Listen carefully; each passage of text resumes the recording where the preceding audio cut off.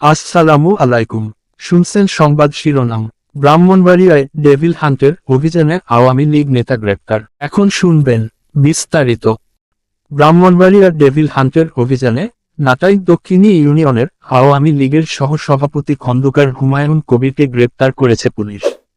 মঙ্গলবার 18 মার্চ রাতে সদর উপজেলায় নাটাই দক্ষিণী ইউনিয়নের বিলকিন্দুয়ারি এলাকার বিভিন্ন স্থানে অভিযান চালিয়ে তাকে গ্রেপ্তার করা হয়েছে।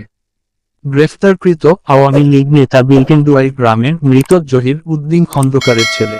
সদর থানার ভারপ্রাপ্ত কর্মকর্তা মোহাম্মদ মোজাফফর হোসেন জানান, চলমান ডেভিল হান্ট অভিযানের স্থানীয় ইউনিয়ন আওয়ামী লীগের সহসভাপতি হুমায়ুন কবিরকে ভাঙচুর এবং বিস্ফোরক মামলায় গ্রেপ্তার দেখানো হয়েছে।